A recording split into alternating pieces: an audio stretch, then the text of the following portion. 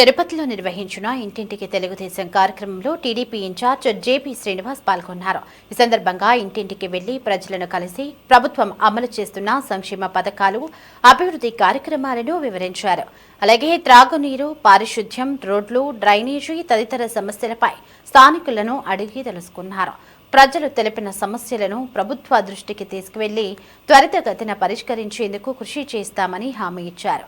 ప్రజలకు ఎల్లప్పుడూ అందుబాటులో ఉంటూ వారి సమస్యల పరిష్కారానికి కృషి చేయాలని పార్టీ నాయకులు, కార్యకర్తలకు జేపీ శ్రీనివాస్ సూచించారు.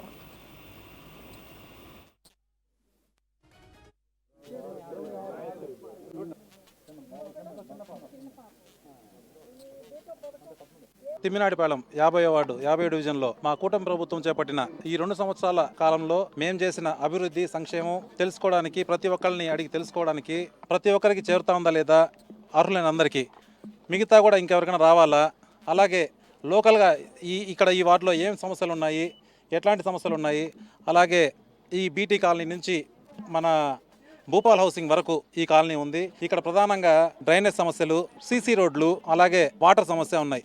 ఇవన్నీ ప్రత్యక్షంగా చూసాం. ఇవన్నీ అధికారులతో మాట్లాడి త్వరితగతిన అన్ని పూర్తి చేసి, అందులో ఇక్కడ ప్రధానంగా వచ్చి శ్మశాన సమస్య ఒకటి ఉంది. ఇది ఎప్పుడు గొడవలు జరుగుతూ ఉంది. దాని గురించి మొన్న రెవెన్యూ మినిస్టర్ గారితో, కలెక్టర్ గారితో, అలాగే ఆర్డీవీ గారితో అందరితో మాట్లాడి దీన్ని వీలైనంత త్వరగా కంప్లీట్ చేసి తర్వాతే ఈ శ్మశానం గురించి ఇక్కడికి వచ్చి మళ్ళీ మాట్లాడతానని చెప్పి తెలియజేసుకుంటూ, ప్రతి ఒక్కళ్ళ ముఖంలో వాళ్ళ సమాధానం కన్నా వాళ్ళ ముఖంలో సంతోషం, ప్రతి ఒక్కళ్ళ ముఖంలో సంతోషం చూస్తున్నాం. ప్రతి ఒక్కళ్ళు నవ్వుతా స్వాగతం చెప్తున్నారు. మీకు ఈ పథకం అందిందంటే ప్రతి అర్హులైన ప్రతి ఒక్కళ్ళకి, ఆ ఇంట్లో పెన్షన్స్ ఉంటే పెన్షన్స్, లేదా సిలిండర్లు ఉంటే సిలిండర్లు, చిన్నపిల్లలు ఉంటే తల్లికి వందనం, అన్నీ కూడా చేరుతున్నాయి. ప్రతి ఒక్కళ్ళు చాలా సంతోషంగా ఉన్నారు.